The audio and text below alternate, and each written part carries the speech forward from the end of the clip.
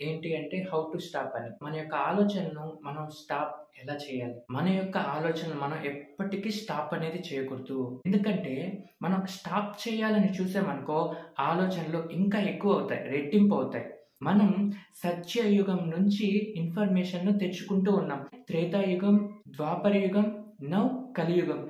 యుగాల నుంచి మనం ఇన్ఫర్మేషన్‌ని తెచ్చుకుంటున్నాం. ఆ ఇన్ఫర్మేషన్ అంతా మనలో ఉంది. సో, ఈ కలియుగంలో ఏం జరుగుతుందంటే ఇన్ఫర్మేషన్ అనేది రిలీజ్ అవుతుంది. మనం చేయాల్సిందేంటంటే ఇన్ఫర్మేషన్‌ను వేసుకోకుండా ఉండటం. సో, ఇలా కానీ మనం చేస్తే కొన్ని రోజులకు మీరే చూస్తారు ఆలోచనలనేవి రావు. మనలో ఏ ఇన్ఫర్మేషన్ ఉందో మనలో భయం, బాధ, వడ్డీ, టెన్షన్ అన్నీ ఉన్నాయనుకోండి. సో, ఇక్కడి నుంచే ఆలోచన వస్తుంది. టెన్షన్ ఏదైనా సిట్యుయేషన్ జరిగిందనుకోండి బాధ. మీరిక్కడ టెన్షన్ పడినప్పుడు, బాధపడినప్పుడు ఏం జరుగుతుంది అంటే ఆ ఎఫెక్ట్ అనేది ఫ్యామిలీ మీద కూడా ఉంటుంది. ఇప్పటి నుంచి మనం ఏం చేయాలి అంటే ఇన్ఫర్మేషన్‌ను వేసుకోకుండా ఉండటం. ఇన్ఫర్మేషన్ ఎలా వెళ్తుంది? ఆల్రెడీ నేను కొన్ని వీడియోస్‌లో చెప్పాను. సో, మీరు ఆ వీడియో చూడాలనుకుంటే ఒకసారి చూడండి.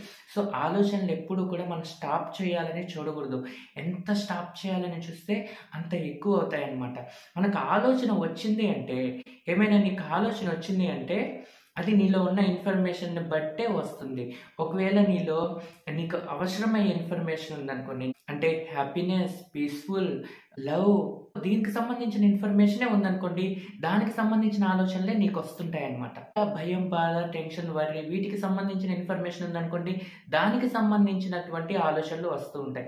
సో, ఇక్కడ ఇన్ఫర్మేషన్ మనం ఆలోచనల మీద ఫోకస్ పెట్టొద్దు. ఆలోచనలు వచ్చేటివి రానివ్వండి. మనం చేయాల్సిందేంటంటే మన ఇన్ఫర్మేషన్ ఏదైతే ఉందో భయం, బాధ, వర్రీ, టెన్షన్ వేసుకోకుండా ఉండటం. ఇన్ఫర్మేషన్ వేసుకోకుండా ఉన్నామనుకోండి ఖచ్చితంగా మీరు ఏవైతే ఆలోచనలు రాకూడదు అనుకుంటున్నారో ఆ ఆలోచనలు రావు ఇంకా.